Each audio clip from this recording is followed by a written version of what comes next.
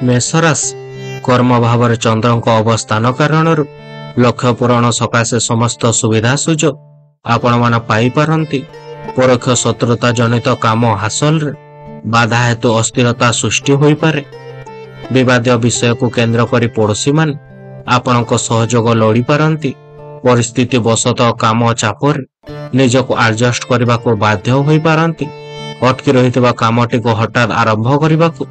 वृष राशि चंद्र केन्द्र रे बृहस्पति गजकेशरी जोग सृष्टि कर आपण सामाजिक सम्मान पाई पारंती। सकाळु घरे टिके जोर दे कथा कहिबार आपणक मतांतर सृष्टि होई पारे। जेते अनुनय कले मध्य बंधु साहाय्यर प्रतिश्रुति देबे नाही।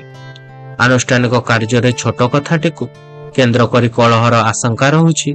भूल बुझामणार पारिवारिक कलहर आपणक संभावना रहुछि। यात्रा काल रे कोनसी व्यक्तिंक ठारू यथेष्ट सहायता पाई पारिबे।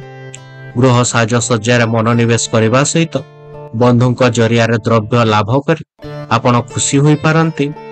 माली मकदमार सफलता मिलवा सांग को प्रशासनिक स्तर रे आलोचना मध्य आपणक फलप्रद होई पारे। आज आपणक शुभ रंग होची धला, शुभ संख्या होची 6 एवं प्रतिकार मां लक्ष्मी को पूजा अर्चना करंतु। मिथुन राशि बृहस्पति प्रभाव रे आज आत्म प्रयोग कौशल माध्यम रे आपण सफलता पाई परिबे। बेले बेले कौशलार्थ अर्थ पाइबा सकाशे आपण चेष्टा कर आशा को चरितार्थ करि पारंती। असुविधार पड़ी लोकटी प्रति दया भाव पोषण करे प्रशंसा भाजन हेबे। सहकर्मी साहाय्य काम बिना हासिल आपणक कष्टकर हेबो। विभिन्न सूत्ररु अर्थ लाभ होई पारे एवं सामाजिक स्तर प्रतिष्ठित हेबे। घटना को भूल रूप रे न बुझी सहकर्मी किंबा पड़ोशी क्रोध प्रकाश करि पारंती। शिल्प वाणिज्य व्यवसाय परिवहन पे विशेष असुविधा हेबो नाही। आज आपणक शुभ रंग होची सबुज, शुभ संख्या होची 5 एवं प्रतिकार पे त्रिपुरा सुंदरी मंत्र पाठ करंतु। कर्कट राशि राशि रे गुरुंक स्थिति जो आद्य पड़ु नथिबा व्यक्ति आपणक द्वारा प्रभावित हेबे। जन बंधुंक उपस्थिति को केंद्र करे परिवार रे झगड़ा लागि पारे। विवाद स्थिति रे परिस्थिति को जेतेटा जटिल मने करूछंती वास्तव रे सेपरि किछि हेबो नाही। चेष्टा करथवा काम रे सफलता हासिल करे आपण माने प्रशंसित हेबे। दिनर अधिकांश समय समस्या भितर गति करथवार अन्य मनस्क आपण टिके रही पारंती। विवाद परिस्थिति रे प्रतिद्वंदिता किंबा प्रतियोगितार मनोभाव आपणक उपजी पारे। पड़ोशी कांथ बाड़े लुगा छाटी करी आपणक उपकार करि पारंती। पिलांक स्वास्थ्य हानि बंधुंक अभियोग एवं पारिवारिक असहयोग आपण माने चिंतित रही पारंती। आज आपणक शुभ रंग होची धला, शुभ संख्या होची 2 एवं प्रतिकार पई बरगछ मूल रे किछि क्षीर डाली आपण दिनटी को आरंभ करंतु। सिंह राशि राहुंक प्रभाव जनित भूल बुझामणार पारिवारिक समस्या मन को आंदोलित करिवो। व्यवसाय एवं परिवहन रे सफलता मिली पारे किंतु ऋण प्रतिशोधर चिंता आपण को घारी पारे। आज परिस्थिति वशतः 2 पैसा जगह 6 पैसा खर्च करने को बाध्य होई पारंती। सभा समिति रे सम्मानित हेबे किंतु एथिपाई लॉबी करने को पड़ी पारे। स्वास्थ्य उन्नति परिलक्षित हेबारु किछिटा आश्वस्ति अनुभव करि पारंती। कर्म क्षेत्र अन्य मानक मत को सम्मान दे आपण प्रशंसित होई पारंती। बंधुंक सहित नूतन संपर्क आपण खुशी रही पारंती। विवाद रे पसिले धन हानि एवं पूर्व शत्रुता को कलह को आपण एड़ी पारिबे नाही। आज आपणक शुभ रंग होची नारंगी, शुभ संख्या होची 1 एवं प्रतिकार पई मां भुवनेश्वरी गायत्री मंत्रटे आपण माने पाठ करंतु। कन्या राशि मुख भाव रे बुध एवं मंगल जोग आपणक व्यवहार कठोरता परिलक्षित हेबो। पाखरे थिबा लोकटे आपणक सकाशे उपकारी साब्यस्त हेबे। कर्म क्षेत्र सम्मान एवं पदमर्यादा आपणक वृद्धि पाइबार सहकर्मी अवदान रहिबो। आलोचना परिसर संयमता रक्षा न कले विवादग्रस्त होई पारंती। साधारण कथारे वाद विवाद धन हानि एवं विभिन्न समस्या भीतर को आपण माने टाणी होई पारंती। बंधुक परामर्श रे सांत्वना मिलवा संग को नूतन योजना उपर गुरुत्व दे पारंती। शिल्प वाणिज्य एवं कला साहित्य रे आपणक समस्यार समाधान हेबो। पारिवारिक क्षेत्र बंधुक अकाठ युक्ति को ग्रहण करने को आपण माने बाध्य होई पारंती। ଆଜି ଆପଣଙ୍କ ଶୁଭ ରଙ୍ଗ ହେଉଛି ସବୁଜ, ଶୁଭ ସଂଖ୍ୟା ହେଉଛି 5 ଏବଂ ପ୍ରତିକାର ପାଇଁ ଶ୍ରୀ ବିଷ୍ଣୁଙ୍କ ପୂଜା ସହିତ ମନ୍ତ୍ର ବା ଆପଣମାନେ ଜପ କରନ୍ତୁ। ତୁଳା ରାଶି, ଶନିଙ୍କ ଷଷ୍ଠ ସ୍ଥାନତ ହେତୁ ଭୁଲ ବୁଝାମଣାରୁ କଳହର ଆଶଙ୍କା ରହୁଛି। ଆଜିର ଯାତ୍ରା କାଳରେ କୌଣସି ଯୁବ ବ୍ୟକ୍ତିଙ୍କ ଠାରୁ ଯଥେଷ୍ଟ ସହାୟତା ପାଇପାରନ୍ତି। ବନ୍ଧୁଙ୍କ ଜରିଆରେ ଗଠନମୂଳକ ପ୍ରେରଣା ଦେଇ କର୍ମକ୍ଷେତ୍ରରେ ପ୍ରଶଂସିତ ହେବେ। ମାଲି ମୋକଦ୍ଦମାରେ ସଫଳତା ମିଳିବା ସାଙ୍ଗକୁ ପ୍ରଶାସନିକ ସ୍ତରରେ ଆଲୋଚନା ମଧ୍ୟ ଫଳପ୍ରଦ ହେବ। ପରିବାରର ଖର୍ଚ୍ଚଭାର ବଢିଯିବା କାରଣରୁ ଆପଣମାନେ ଚିନ୍ତିତ ରହିପାରନ୍ତି। କର୍ମକ୍ଷେତ୍ର ମନ୍ଥର ଗତି ହେତୁ ସଫଳତାର ଆଶଙ୍କା ସୃଷ୍ଟି ରହୁଛି। କୌଣସି ବ୍ୟକ୍ତି ବିଶେଷ ସହାୟତାରୁ ଆପଣ ସଫଳତା ହାସଲ କରିପାରିବେ।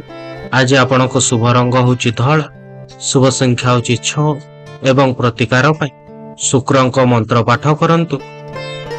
ବିଛା ରାଶି, ସୁରଗ୍ରହମୁଖୀ ମଙ୍ଗଳ ହେତୁ ଆପଣଙ୍କ ଚିନ୍ତାଧାରା ଅନୁଯାୟୀ ପାରସ୍ପରିକ ପରିସ୍ଥିତି ଆପଣଙ୍କ ଅନୁକୂଳ ରହିବ। ବହୁତ ଦିନର ଆଶା ପୂରଣ ହେବା ସହିତ ନୂତନ କାମରେ ଯୋଗ ଦେଇପାରନ୍ତି। ପରିବାରର ଖର୍ଚ୍ଚ 2 ଗୁଣା ହେବାରୁ ଅର୍ଥ ସଙ୍କଟ ଭରଣା ସକାଶେ ଟିକେ ଆଲୋଚନା କରିପାରନ୍ତି। ଘରୋଇ କଳହକୁ ନେଇ ଅଶାନ୍ତି ଆପଣଙ୍କ ଲାଗି ରହିପାରେ।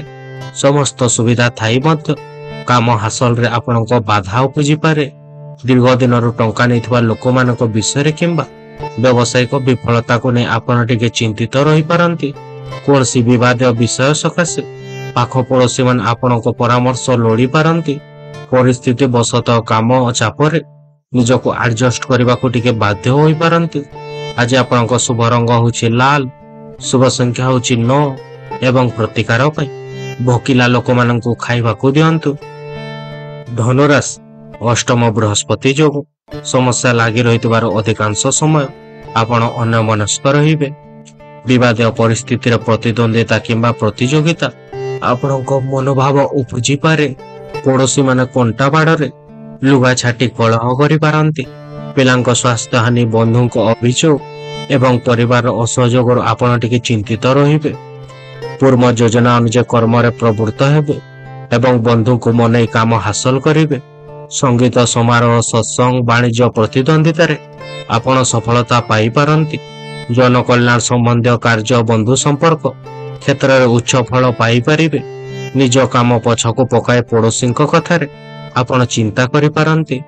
ଆଜି ଆପଣଙ୍କ ଶୁଭ ରଙ୍ଗ ହେଉଛି ହଳଦିଆ, ଶୁଭ ସଂଖ୍ୟା ହେଉଛି 3 ଏବଂ ପ୍ରତିକାର ପାଇଁ ମା ତାରାଙ୍କ ମନ୍ତ୍ର ପାଠ କରନ୍ତୁ।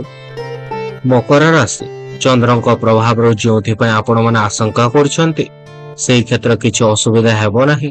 ପିଲାଙ୍କ ପଢ଼ା ସମସ୍ୟା ନେଇ ମନ ଭରାକ୍ରାନ୍ତ ରହିପାରେ।